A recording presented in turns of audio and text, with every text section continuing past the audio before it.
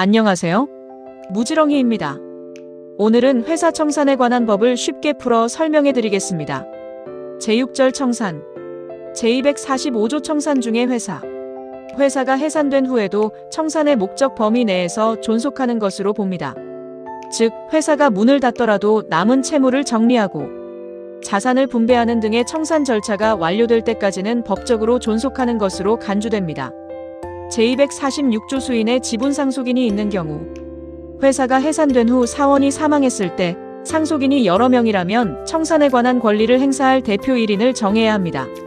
만약 대표를 정하지 않으면 회사에서 상속인 중 한 명에게 통지하는 것으로 모든 상속인에게 효력이 발생합니다.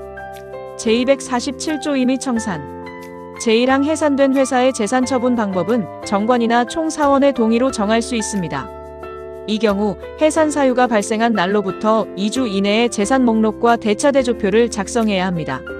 제2항 회사가 합병이나 파산 외의 사유로 해산한 경우에는 제1항의 규정이 적용되지 않습니다. 제3항 채권자 보호에 관한 규정은 제1항의 경우에도 준용됩니다.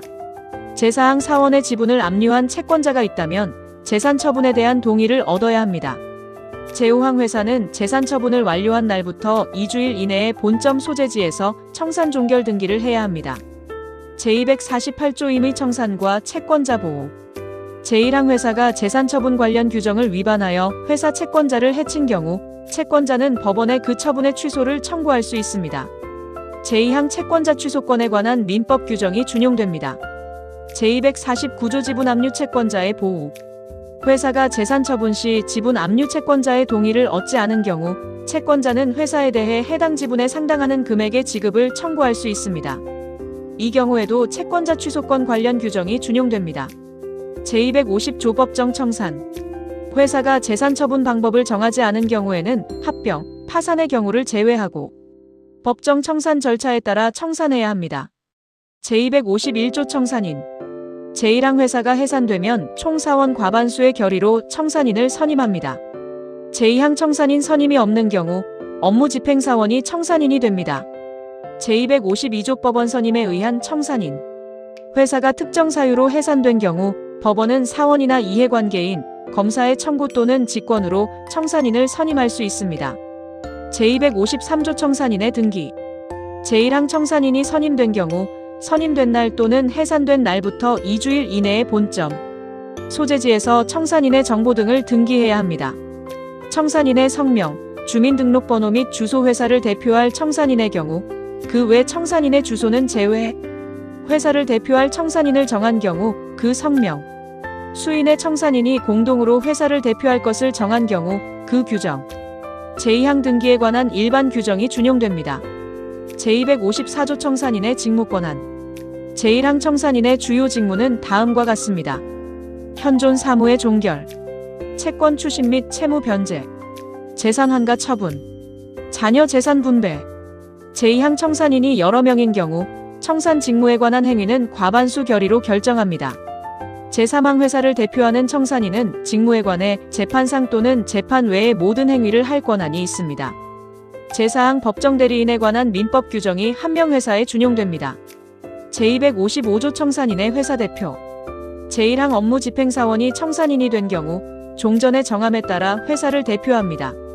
제2항 법원이 청산인을 선임하는 경우 회사를 대표할 자를 정하거나 공동대표를 정할 수 있습니다. 제256조 청산인의 의무. 제1항 청산인은 취임 후 지체 없이 회사 재산 상태를 조사하고 재산 목록과 대차대조표를 작성하여 각 사원에게 교부해야 합니다. 제2항 사원이 청산 상황에 대한 보고를 요청하면 언제든지 보고해야 합니다. 제257조 영업의 양도. 청산인이 회사의 영업 전부 또는 일부를 양도하려면 총 사원 과반수의 결의가 있어야 합니다. 제258조 채무 완제 불능과 출자 청구. 제1항 회사의 현존 재산으로 채무를 변제하기 부족한 경우 청산인은 변제기 전이라도 각 사원에게 출자를 청구할 수 있습니다. 제2항 출자액은 각 사원의 출자 비율에 따라 정합니다. 제259조 채무의 변제. 제1항 청산인은 변제기에 이르지 않은 회사 채무도 변제할 수 있습니다. 제2항 이자가 없는 채권은 변제기까지의 법정 이자를 가산하여 변제해야 합니다. 제3항 이자 있는 채권 중 법정 이율에 미달하는 경우에도 동일하게 적용됩니다. 제4항 조건부 채권 등 가액이 불확정한 채권은 법원이 선임한 감정인의 평가에 따라 변제해야 합니다. 제260조잔여 재산의 분배. 청산인은 회사 채무를 모두 변제한 후에 회사 재산을 사원에게 분배할 수 있습니다.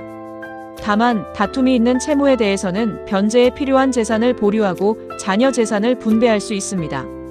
제261조 청산인의 해임. 사원이 선임한 청산인은 총 사원 과반수의 결의로 해임할 수 있습니다.